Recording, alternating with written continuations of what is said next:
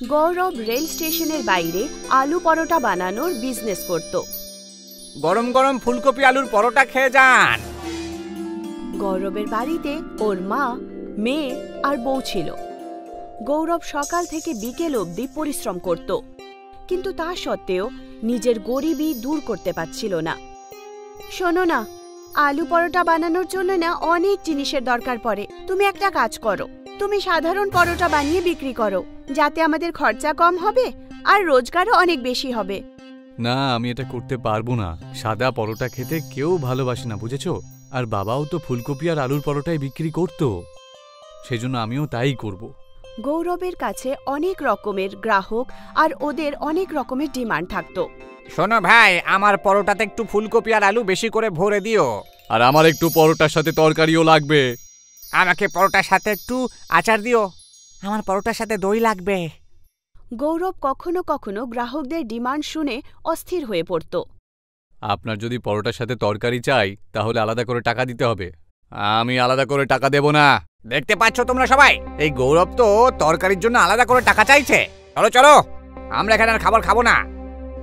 আরে শোনো, তোমরা সবাই কোথায় যাচ্ছ? আরে দাঁড়াও। একদিন গৌরব খুব নিরাশ হয়ে বাড়ি ফেরে। কি হলো? পরোটা খাওয়ার গ্রাহক দিনের পর দিন কম হয়ে যাচ্ছে। গ্রাহকরা টাকাও দিতে চাইছে না, কিন্তু ওদের পরোটার সাথে তরকারি, দই, আচার সব কিছু চাই, বুঝতে পেরেছো? চলো কোথাও বাইরে গিয়ে ঘুরে আসি, একটু মুড ফ্রেশ হয়ে যাবে। আমাদের কাছে অত টাকাও নেই যে কোনো ট্যুরিস্ট প্লেসে আমরা ঘুরতে যেতে পারি। তোমার বাড়ি থেকেই বরং একটু ঘুরে আসি। গৌরব নিজের শ্বশুর বাড়িতে ঘুরতে গেল, যেটা একটা গ্রামে ছিল। রাস্তায় গৌরব আর ওর বউয়ের তেষ্টা পেল। ওরা কোথাও ঝর্ণার আওয়াজ শুনতে পেল। এই ঝর্ণার শব্দটা পূর্ব দিক থেকে আসছে। গৌরব আর ওর বউ পূর্ব দিকে যেতে লাগলো। জঙ্গলের পেছনে ওরা একটা ঝর্ণা দেখলো। এই ঝর্ণাটা দেখতে তো দারুণ।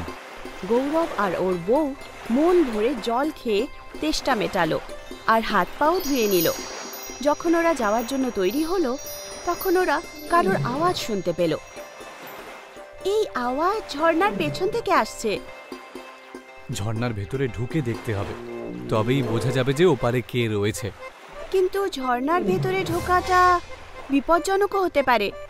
না না না, এটা কোনো রকমের জাল হতে পারে। তখনই ঝর্ণা থেকে একটা আওয়াজ আসে। না না, এটা কোনো জাল নয়। আমাকে সাহায্য করো, আমি একজন সাধু। আমাকে এখান থেকে মুক্তি দাও। ঝর্ণার ভেতরে আমাকে যেতেই হবে। আমি যদি ওখানে বন্দি থাকতাম তাহলে আমি কি এটা চাইতাম না যে আমায় কেউ মুক্তি করুক? গৌরব ঝর্ণার পাড়ে গেল। ও দেখতে পেল একজন সাধুকে কাঁটাদার লাঠির সঙ্গে বাঁধা আছে। সাধুর পিঠ থেকে রক্ত ঝরছিল। তুমি কে আর এখানে কি করে চলে এলে? আমি সবকিছু বলবো, আগে তুমি আমাকে এখান থেকে মুক্তি দাও। গৌরব দড়ি কেটে দিল আর সাধু আজাদ হয়ে গেলেন। তোমাকে অসংখ্য ধন্যবাদ। আমি একজন সাধু আর আমার কাছে কিছু অদ্ভুত শক্তি আছে। আমি মানুষের ইচ্ছা পূরণ করতে পারি। যে কয়েকজন আমার সুযোগ নিয়ে বাজে কাজ করার জন্য চেষ্টা করেছিল, যখন আমি ওদের কথা না শুনি তখন ওরা আমাকে এই ঝর্ণার পেছনে বন্দি করে দেয়। তোমার কাছে যখন অদ্ভুত শক্তি রয়েছে তখন তুমি নিজেকে কেন রক্ষা করতে পারোনি? আমি আমার শক্তির প্রয়োগ নিজের জন্য করতে পারি না। আচ্ছা সাধু বাবা, আমি এখন আসছি। আমাকে শ্বশুর বাড়ি যেতে হবে আর দেরিও হয়ে যাচ্ছে। আরে তুমি খালি হাতে কেন যাচ্ছ? তুমি আমাকে সাহায্য করেছো, তুমি বলো আমি তোমায় কি সাহায্য করতে পারি। তোমার যদি কোনো ইচ্ছা থাকে তাহলে বলো আমায়। না সাধু বাবা, আমি আসলে খেটে খুঁটে আমার জীবনে কিছু একটা করতে চাইছি। সাধু গৌরবের কাজে অনেক খুশি হল আর উনি মনে মনে গৌরবকে আশীর্বাদ দিলেন। গৌরব নিজের শ্বশুর বাড়ি থেকে ফিরে আসার পর আবার আলু পরোটার বিজনেস শুরু করে দিল। আসুন, গরম গরম ফুলকপি আলুর পরোটা খেয়ে যান। আসুন আসুন। গ্রাহক আবার অনেক রকমের ডিমান্ড করতে লাগলো। আরে ভাই, পরোটার সাথে আমার তরকারিও লাগবে। তরকারি তো আর নেই। তক্ষুনি হঠাৎ করে ওই পরোটার থালায় একটা সবজির বাটি রয়ে গেল। আমার পরোটার সাথে দই লাগবে। আমার কাছে দই নেই।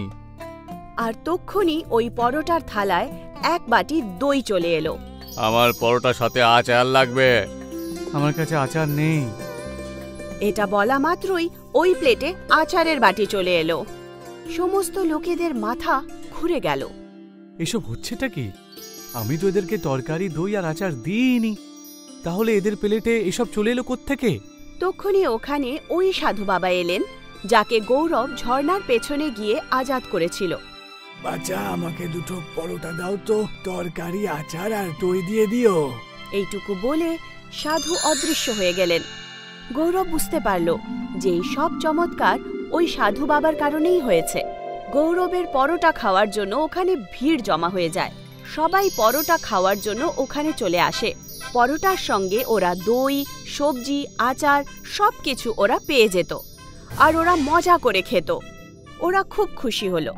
গৌরব খুব ভালোভাবে পরোটার বিজনেস করে টাকা ইনকাম করলো। কয়েকদিনের মধ্যেই গৌরব ধনী লোক হয়ে গেল। গৌরব সবাইকে সবকিছু সত্যি বলে ফেলল যে এই চমৎকার একজন সাধুর কারণে হয়েছে, যে নাকে গৌরব ঝর্ণার পেছনে গিয়ে মুক্ত করেছিল। ওই সাধু ঝর্ণার কাছেই ধ্যানে বসে তপস্যা করতে লাগলেন। গৌরবের পাশেই দীপক নামের একজন লোক ঠেলা লাগাতো। দীপকও পরোটাই বিক্রি করত। দীপক ভাবল যে যদি ও গৌরবের মতো বরদান পেয়ে যায় তাহলে ও তাড়াতাড়ি ধনী হয়ে উঠবে। দীপক গৌরবের কাছে গেল আর ও কথায় কথায় ওই জায়গাটার কথা জানতে পারল যেখানে ঝর্ণা ছিল। দীপক বন্দুক নিয়ে সাধুর কাছে পৌঁছল।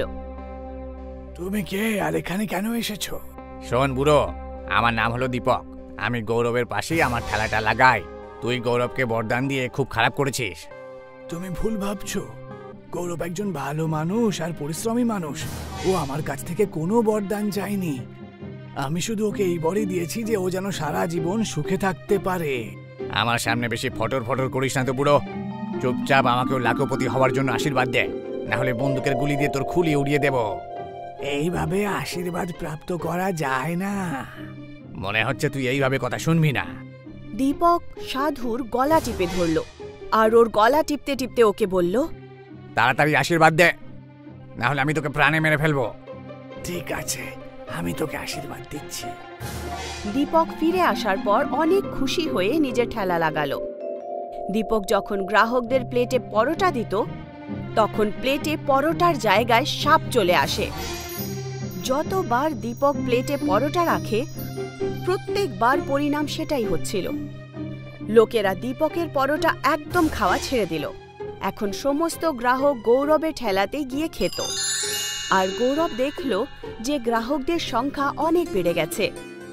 তখন গৌরব দুটো চাকর রেখে একটা রেস্টুরেন্ট খুলে ফেলল, আর এইভাবে নিজের পরিশ্রম দিয়ে সততার সঙ্গে নিজের জীবন ভালো করে তুলল। আব্দুল একজন খানসামা ছিল যে সুলতান মিয়ার হোটেলে তন্দুরি বানাতো। ভাই, আমাকে একটা তন্দুর পার্সেল করে দাও। আগে এক্ষুনি দিচ্ছি।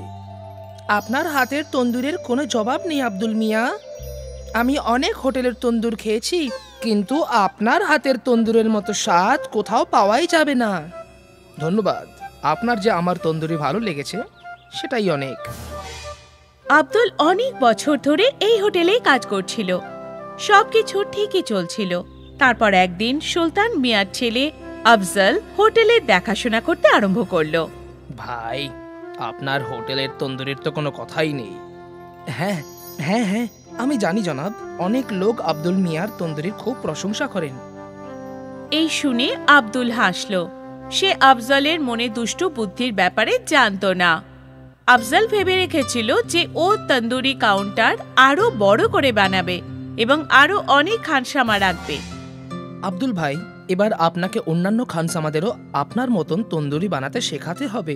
আসলে ব্যাপারটা হলো, আমি তন্দুরির কাউন্টারটা বড় করতে চলেছি যাতে আরো বেশি অর্ডার নিতে পারি, সেই জন্য। হ্যাঁ নিশ্চয়ই, আমি সব খানসামাদের শিখিয়ে দেবো। এই শুনে আফজল খুশি হলো। কিছুদিন পর তন্দুরি কাউন্টার বড় হয়ে গেল। আরো দুজন খানসামা কাউন্টারে এলো, আলতাফ আর আরবাজ। এবার আমাকে ভালো করে দেখো আর শেখো। যদি আমার মতন ভালো করে তন্দুরি বানাতে পারো তাহলে গ্রাহক তোমাদেরও তারিফ করবে। আব্দুল দুজনকে ভালো করে তন্দুরি বানাতে শেখাতে লাগলো। কিছুদিনের মধ্যেই ওরাও আব্দুলের মতন তন্দুরি বানাতে শিখে গেল। আশা করি এবার আপনার হোটেল খুব ভালো ব্যবসা করবে এবং ভালো লাভ করবে। আপনার আশীর্বাদ থাকলে সবই হবে আব্দুল মিয়া। আব্দুল ভালো মনে ওই দুজন খানসামাকে তন্দুরি বানাতে শিখিয়েছিল, কিন্তু আফজল খুব চালাক ছিল। ওর মনে শুধু টাকা রোজগার করার জেদ ছিল। তাই জন্য ও একটা নতুন পোল্ট্রিওয়ালার সাথে সওদা করলো। এই পোল্ট্রিওয়ালা আফজলকে সস্তা দামে মরা মুরগি বিক্রি করতে লাগলো, যার জন্য আফজলের লাভ বেড়ে গেল। তন্দুরি কাউন্টার বড় হয়ে যাওয়ার কারণে গ্রাহকও বেড়ে গিয়েছিল। সবকিছু ঠিকঠাক চলছিল, কিন্তু একদিন যখন আব্দুল বেশ রাত পর্যন্ত হোটেলে ছিল, তখন হোটেলের মালিক সুলতান সেখানে এলো। বাবা আফজল, কেমন চলছে হোটেল? খুব ভালো আব্বা। আমি শুনেছি তুই নাকি পোল্ট্রিওয়ালা বদলে দিয়েছিস। হ্যাঁ আব্বা, এই পোল্ট্রিওয়ালা আমাদের কম দামে মুরগি দিচ্ছে। আচ্ছা, কিন্তু কি করে দিচ্ছে? কারণ সেই মুরগিগুলো আগে থেকেই মরা। ইয়া খোদা, এ কি পাপ করছিস বাবা? এটা ভুল, এরকম পাপ করো না। যদি আমাদের তন্দুরি খেয়ে কারোর শরীর খারাপ হয়, তাহলে খোদা আমাদের ক্ষমা করবেন না বাবা। এরকম কিছুই হবে না আব্বা, সব হোটেলওয়ালাই এটাই করে। আমার সব বন্ধুদের হোটেলে এটাই হয়। এখনো কারোর শরীর খারাপ হয়নি, আর আগেও হবে না। আমার কাজ ছিল তোমাকে সাবধান করা, বাকি তোমার ইচ্ছা। এখন এই হোটেল তোমার, আর তুমি এটার মালিক। ভালো হোক বা মন্দ হোক, সেটা তোমার সিদ্ধান্ত, ঠিক আছে? সুলতান সাহেব ওখান থেকে চলে গেলেন। এই পুরো কথাবার্তা আব্দুল শুনে নিয়েছিল।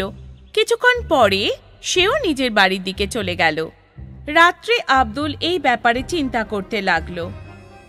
আমি এমন জায়গায় কাজ করতে পারবো না যেখানে মানুষের শরীর স্বাস্থ্য নিয়ে খেলা করা হয়। এটা একদম ভুল কাজ। কিন্তু আফজল মিয়া আমার কথা শুনবে না। ভালো এটাই হবে যে আমি এই কাজটা ছেড়ে দিই। আব্দুল ভেবে নিয়েছিল যে ও সুলতান হোটেলে খানসামার কাজ ছেড়ে দেবে। পরের দিন সকালেও হোটেলে গেল। আমি কাল সবকিছু শুনে নিয়েছিলাম। এই কাজ করতে আমার মন আমাকে সায় দিচ্ছে না। আমি এই হোটেল ছেড়ে চলে যাচ্ছি। ভালো কথা।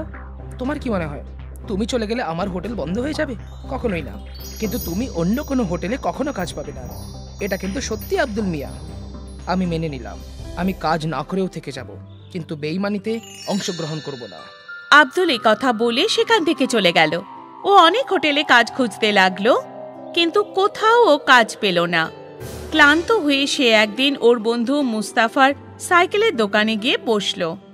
কি হলো ভাই, আজও কাজ পেলে না? না বন্ধু, জানি না এবার কি করব। আমি তন্দুরি বানানো ছাড়া আর কোনো কাজ করতেও পারি না। তোমাকে কে বলেছে অন্য কাজ করতে? আমি তো এটা বলছিলাম যে তুমি তোমার নিজের তন্দুরির কাউন্টার খুলে ফেলো। অত টাকা নেই আমার কাছে। তন্দুর বানাতে অনেক টাকা লাগে, আর তার উপরে হোটেলও তো চাই না। তার উপর তার ভাড়া, এত কিছু আমি কি করে করব? তোমার দুটো সমস্যার একটাই সমাধান আছে আমার কাছে, একটু অপেক্ষা করো। মুস্তাফা দুটো পুরনো সাইকেলের রিম নিয়ে তার মধ্যে দিয়ে একটা শিক ঢুকিয়ে দিল। নে, তৈরি হয়ে গেছে। এটা কি? বোঝাচ্ছি তোকে। মুস্তাফার কাছে একটা হাতগাড়ি ছিল। মুস্তাফা হাতগাড়ির ওপর একটা লোহার পাট ঠুকে আটকে দিল, আর তারপর সেই তন্দুর ওই হাতগাড়ির ওপর রেখে দিল। এবার এটার নিচে তুই জ্বলন্ত কয়লা রাখ, আর এটা ঘুরিয়ে ঘুরিয়ে তন্দুরি বানা। আরে বাহ, এটা তো খুব ভালো। তুই এটা ভাবলি কি করে?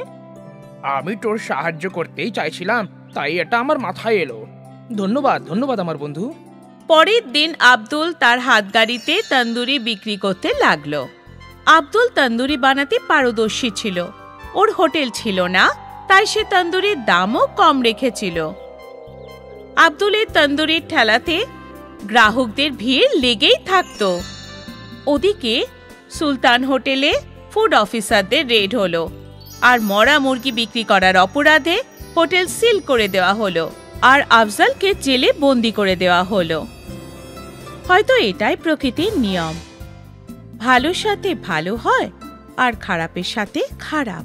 তাই জন্য কথায় আছে, যার শেষ ভালো তার সব ভালো। আব্দুল একজন খানসামা ছিল, যে সুলতান মিয়ার হোটেলে তন্দুরি বানাতো। ভাই, আমাকে একটা তন্দুর পার্সেল করে দাও। আগে এক্ষুনি দিচ্ছি। আপনার হাতের তন্দুরের কোনো জবাব নেই আব্দুল মিয়া। আমি অনেক হোটেলের তন্দুর খেয়েছি, কিন্তু আপনার হাতের তন্দুরের মতো স্বাদ কোথাও পাওয়াই যাবে না। ধন্যবাদ, আপনার যে আমার তন্দুরি ভালো লেগেছে সেটাই অনেক। আব্দুল অনেক বছর ধরে এই হোটেলেই কাজ করছিল। সবকিছু ঠিকই চলছিল। তারপর একদিন সুলতান মিয়ার ছেলে আফজল হোটেলের দেখাশোনা করতে আরম্ভ করলো। ভাই, আপনার হোটেলের তন্দুরির তো কোনো কথাই নেই। হ্যাঁ হ্যাঁ হ্যাঁ, আমি জানি জনাব, অনেক লোক আব্দুল মিয়ার তন্দুরির খুব প্রশংসা করেন। এই শুনে আব্দুল হাসল। সে আফজলের মনে দুষ্টু বুদ্ধির ব্যাপারে জানতো না। আফজল ভেবে রেখেছিল যে ও তন্দুরি কাউন্টার আরো বড় করে বানাবে এবং আরো অনেক খানসামা রাখবে। আব্দুল ভাই, এবার আপনাকে অন্যান্য খানসামাদেরও আপনার মতন তন্দুরি বানাতে শেখাতে হবে। আসলে ব্যাপারটা হলো, আমি তন্দুরির কাউন্টারটা বড় করতে চলেছি যাতে আরো বেশি অর্ডার নিতে পারি, সেই জন্য।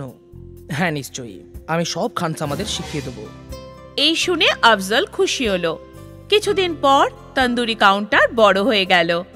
আরো দুজন খানসামা কাউন্টারে এলো, আলতাফ আর আরবাজ। এবার আমাকে ভালো করে দেখো আর শেখো। যদি আমার মতন ভালো করে তন্দুরি বানাতে পারো তাহলে গ্রাহক তোমাদেরও তারিফ করবে। আব্দুল দুজনকে ভালো করে তন্দুরি বানাতে শেখাতে লাগলো। কিছুদিনের মধ্যেই ওরাও আব্দুলের মতন তন্দুরি বানাতে শিখে গেল। আশা করি এবার আপনার হোটেল খুব ভালো ব্যবসা করবে এবং ভালো লাভ করবে। আপনার আশীর্বাদ থাকলে সবই হবে আব্দুল মিয়া। আব্দুল ভালো মনে ওই দুজন খানসামাকে তন্দুরি বানাতে শিখিয়েছিল, কিন্তু আফজল খুব চালাক ছিল। ওর মনে শুধু টাকা রোজগার করার জেদ ছিল। তাই জন্য ও একটা নতুন পোল্ট্রিওয়ালার সাথে সওদা করলো। এই পোল্ট্রিওয়ালা আফজলকে সস্তা দামে মরা মুরগি বিক্রি করতে লাগলো, যার জন্য আফজলের লাভ বেড়ে গেল। তন্দুরি কাউন্টার বড় হয়ে যাওয়ার কারণে গ্রাহকও বেড়ে গিয়েছিল। সবকিছু ঠিকঠাক চলছিল, কিন্তু একদিন যখন আব্দুল বেশ রাত পর্যন্ত হোটেলে ছিল, তখন হোটেলের মালিক সুলতান সেখানে এলো। বাবা আফজল, কেমন চলছে হোটেল? খুব ভালো আব্বা। আমি শুনেছি তুই নাকি পোল্ট্রিওয়ালা বদলে দিয়েছিস। হ্যাঁ আব্বা, এই পোল্ট্রিওয়ালা আমাদের কম দামে মুরগি দিচ্ছে। আচ্ছা, কিন্তু কি করে দিচ্ছে? কারণ সেই মুরগিগুলো আগে থেকেই মরা। ইয়া খোদা, এ কি পাপ করছিস বাবা? এটা ভুল, এরকম পাপ করো না। যদি আমাদের তন্দুরি খেয়ে কারোর শরীর খারাপ হয় তাহলে খোদা আমাদের ক্ষমা করবেন না বাবা। এরকম কিছুই হবে না আব্বা, সব হোটেলওয়ালাই এটাই করে। আমার সব বন্ধুদের হোটেলে এটাই হয়। এখনো কারোর শরীর খারাপ হয়নি, আর আগেও হবে না। আমার কাজ ছিল তোমাকে সাবধান করা, বাকি তোমার ইচ্ছা। এখন এই হোটেল তোমার, আর তুমি এটার মালিক। ভালো হোক বা মন্দ হোক সেটা তোমার সিদ্ধান্ত, ঠিক আছে? সুলতান সাহেব ওখান থেকে চলে গেলেন। এই পুরো কথাবার্তা আব্দুল শুনে নিয়েছিল। কিছুক্ষণ পরে সেও নিজের বাড়ির দিকে চলে গেল। রাত্রে আব্দুল এই ব্যাপারে চিন্তা করতে লাগলো। আমি এমন জায়গায় কাজ করতে পারবো না যেখানে মানুষের শরীর স্বাস্থ্য নিয়ে খেলা করা হয়। এটা একদম ভুল কাজ। কিন্তু আফজল মিয়া আমার কথা শুনবে না। ভালো এটাই হবে যে আমি এই কাজটা ছেড়ে দিই। আব্দুল ভেবে নিয়েছিল যে ও সুলতান হোটেলে খানসামার কাজ ছেড়ে দেবে। পরের দিন সকালেও হোটেলে গেল। আমি কাল সবকিছু শুনে নিয়েছিলাম। এই কাজ করতে আমার মন আমাকে সায় দিচ্ছে না। আমি এই হোটেল ছেড়ে চলে যাচ্ছি। ভালো কথা। তোমার কি মনে হয় তুমি চলে গেলে আমার হোটেল বন্ধ হয়ে যাবে? কখনোই না। কিন্তু তুমি অন্য কোনো হোটেলে কখনো কাজ পাবে না। এটা কিন্তু সত্যি আব্দুল মিয়া। আমি মেনে নিলাম, আমি কাজ না করেও থেকে যাব, কিন্তু বেঈমানিতে অংশগ্রহণ করব না। আব্দুল এই কথা বলে সেখান থেকে চলে গেল। ও অনেক হোটেলে কাজ খুঁজতে লাগলো, কিন্তু কোথাও ও কাজ পেল না। ক্লান্ত হয়ে সে একদিন ওর বন্ধু মুস্তাফার সাইকেলের দোকানে গিয়ে বসলো। কি হলো ভাই, আজও কাজ পেলে না? না বন্ধু, জানি না এবার কি করব। আমি তন্দুরি বানানো ছাড়া আর কোনো কাজ করতেও পারি না। তোমাকে কে বলেছে অন্য কাজ করতে? আমি তো এটা বলছিলাম যে তুমি তোমার নিজের তন্দুরির কাউন্টার খুলে ফেলো। অত টাকা নেই আমার কাছে। তন্দুর বানাতে অনেক টাকা লাগে, আর তার উপরে হোটেলও তো চাই না, তার উপর তার ভাড়া। এত কিছু আমি কি করে করব? তোমার দুটো সমস্যার একটাই সমাধান আছে আমার কাছে, একটু অপেক্ষা করো। মুস্তাফা দুটো পুরনো সাইকেলের রিম নিয়ে তার মধ্যে দিয়ে একটা শিক ঢুকিয়ে দিল। নে, তৈরি হয়ে গেছে। এটা কি? বোঝাচ্ছি তোকে। মুস্তাফার কাছে একটা হাতগাড়ি ছিল। মুস্তাফা হাতগাড়ির ওপর একটা লোহার পাট ঠুকে আটকে দিল, আর তারপর সেই তন্দুর ওই হাতগাড়ির ওপর রেখে দিল। এবার এটার নিচে তুই জ্বলন্ত কয়লা রাখ, আর এটা ঘুরিয়ে ঘুরিয়ে তন্দুরি বানা। আরে বাহ, এটা তো খুব ভালো। তুই এটা ভাবলি কি করে? আমি তোর সাহায্য করতেই চাইছিলাম, তাই এটা আমার মাথায় এলো। ধন্যবাদ ধন্যবাদ আমার বন্ধু। পরের দিন আব্দুল তার হাতগাড়িতে তন্দুরি বিক্রি করতে লাগলো। আব্দুল তন্দুরি বানাতে পারদর্শী ছিল। ওর হোটেল ছিল না, তাই সে তন্দুরির দামও কম রেখেছিল। আব্দুলের তন্দুরির ঠেলাতে গ্রাহকদের ভিড় লেগেই থাকতো। ওদিকে সুলতান হোটেলে ফুড অফিসারদের রেড হলো, আর মরা মুরগি বিক্রি করার অপরাধে হোটেল সিল করে দেওয়া হলো, আর আফজালকে জেলে বন্দি করে দেওয়া হলো। হয়তো এটাই প্রকৃতির নিয়ম, ভালোর সাথে ভালো হয় আর খারাপের সাথে খারাপ। তাই জন্য কথায় আছে, যার শেষ ভালো তার সব ভালো। রমাকান্ত একজন ধাবাওয়ালা ছিল। ওর ধাবা হাইওয়েতে ছিল, সেই জন্যে সবসময় গ্রাহকদের ভিড় লেগে থাকতো। দাদা, একটা ঘুগনি লুচি, একটা পোলাও আর একটা খিচুড়ি দাও, একটু তাড়াতাড়ি দাও। আচ্ছা ঠিক আছে, এক্ষুনি দিচ্ছি। রমাকান্ত অনেক বেলা অবধি নিজের ধাবাতে কাজ করত, আর অনেক রাত্রিবেলা যখন ও বাড়ি ফিরত তখন তার মেয়ে নীলিমা তার জন্য অপেক্ষা করত। তুই এখনো ঘুমোসনি? আজ অবধি কখনো এরকম হয়নি যে তোমাকে খাবার না খাইয়ে আমি ঘুমিয়ে পড়ি। এখন অবধি তো নয়, কিন্তু এর পরে তো হতে পারে। আর এরকম কেন বলো? কারণ আমি তোর বিয়ের জন্য একটা সম্বন্ধ দেখেছি। না বাবা, আমি বিয়ে করতে চাই না এখন। সব মেয়েরাই এরকমটাই বলে, কিন্তু নিজের শ্বশুর বাড়ি যাওয়ার পর নিজের বাবা মাকেই ভুলে যায় হয়তো, কিন্তু আমি ওই মেয়েদের মতো নই। বাবা, তুমি কি এমন কোনো ছেলে খুঁজতে পারবে না যে আমাদের সাথে এসেই থাকবে? ঘর জামাই যাই তোমার মেয়ের। মা, মেয়েরা তো বিয়ে করে অন্য বাড়িতে যাবে, এটাই তো সংসারের নিয়ম, আর এটাই সঠিক। মানে তুমি আমাকে নিজের থেকে দূরে সরিয়ে দিতে চাও? একদমই না, কিন্তু তোর বিয়েটাও তো আমাকে দিতে হবে। আমি তো তোর জন্য এমন একটা ছেলে খুঁজছি যে তোর এত বেশি খেয়াল রাখবে যে আমাদের কথা তোর মনেই পড়বে না, দেখিস। কি বাবা তুমিও? আরে তোমাদের দুজনের হয়ে গেলে গিয়ে খাবার খেয়ে নাও, অনেক রাত হয়ে গেছে। আচ্ছা ঠিক আছে। রমাকান্ত নিজের মেয়েকে খুব ভালোবাসতো, কিন্তু এটাও সত্যি ছিল যে খুব তাড়াতাড়ি ওর মেয়ের বিয়ে হয়ে যাবে। আর এখন রমাকান্ত আরও অনেক সময় অবধি ধাবাতে কাজ করতে শুরু করলো। কি হয়েছে মালিক, আজকে এত দেরি হলো যে? তাও ধাবাটা বন্ধ করনি? দেরি তো হয়েই গেছে, ভাবছি আরও কয়েকজন গ্রাহকের পেটটা ভরে দিই। এমনিতেও মেয়ের বিয়ের জন্য অনেক টাকা পয়সা লাগবে। ঠিক আছে মালিক, ছোট মালকিনের বিয়ে খুব ধুমধাম করে দেব আমরা। একদম।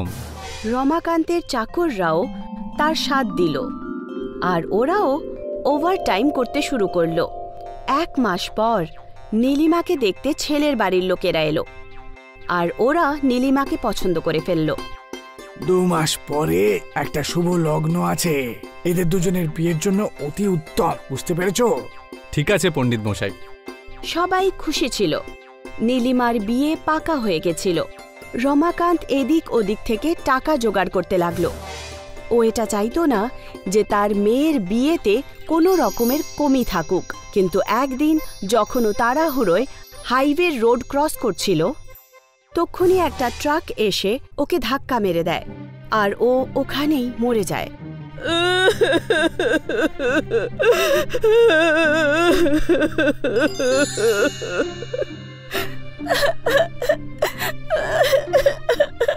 বাবা, যেই বাড়িতে বিয়ে হওয়ার কথা ছিল ওই বাড়িতেই বাবার মৃত্যু হয়ে গেল।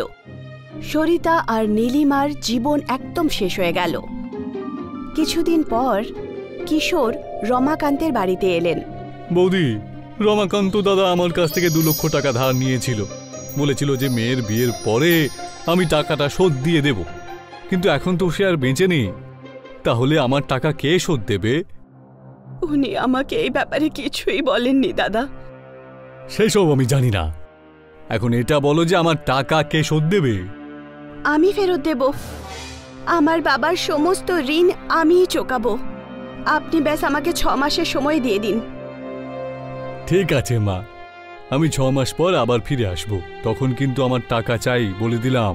সরিতা নিজের মাথা ধরে কাঁদতে শুরু করলো।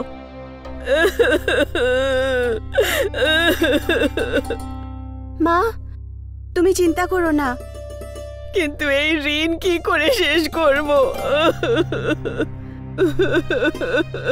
কাজ করে আমি বাবার ধাবা চালাবো। তো সোনা, তুই কি করে এসব করবি? করে ফেলবো মা, বাবা আছে তো আমার সঙ্গে। আর পরের দিনই নীলিমা ধাবায় পৌঁছে গেল। কাকু, আজ থেকে আমি ধাবা সামলাবো। ঠিক আছে মা, তোমার বাবা আমাদের জন্য অনেক কিছু করেছেন, আমরা সবাই তোমার পাশে থাকবো মা। আপনার কাছে এটাই আশা ছিল। ধাবায় গাড়ি দাঁড়াতে লাগলো আর লোকেরা খাবার খেতে আসতে লাগলো। নীলিমা সবার অর্ডার আর পয়সা নিত। সকাল থেকে রাত অবধি ও ধাবাতেই কাজ করত। ধাবা বন্ধ করার সময় নীলিমা হিসেব করল, আজ তো শুধু 3000ই হয়েছে, যা দিয়ে শুধু 1500 টাকা রোজগার হয়েছে। এরকম চললে তাহলে আমি কিশোর কাকুর টাকা কি করে দেব? হে ভগবান, আমার সাহায্য করো।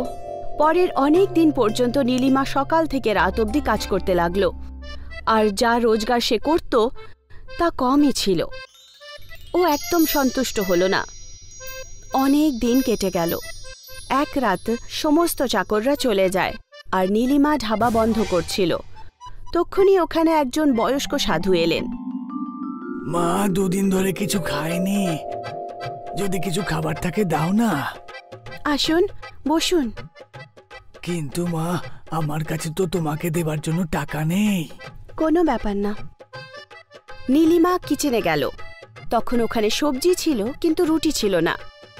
নীলিমা দেখল যে রুমালি রুটির আটা মাখা আছে। ও সঙ্গে সঙ্গে উনুন জ্বালালো আর 2টো রুটি উনুনের বানিয়ে দিল আর সবজির সাথে ওই সাধুকে দিয়ে দিল। ওই সাধু খুব ক্ষিধার্ত ছিলেন। খাবার দেখতেই উনি খেতে শুরু করলেন। যখন ওনার খাবার শেষ হলো তখন উনি হাত ধুলেন।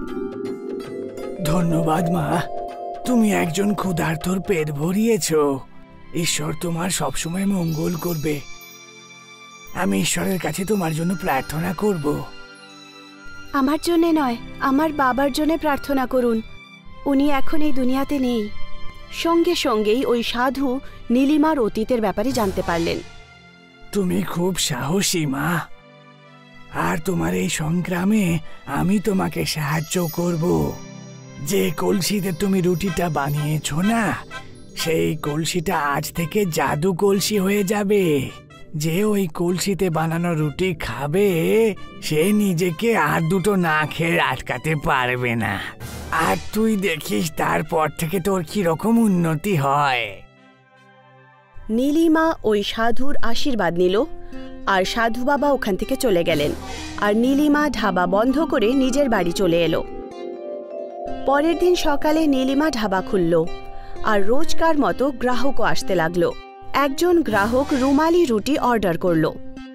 আর একটা কলসি রুটি। ও দ্বিতীয়টাও খেয়ে ফেলল। আর একটা দাও। আরে ভাই, তুই এটা নিয়ে 3 নম্বর খাচ্ছিস। আরে কি আর করি বলতো, এত ভালো কলসি রুটি আমি জীবনেও খাইনি। তুই একটা খেয়ে দেখ না।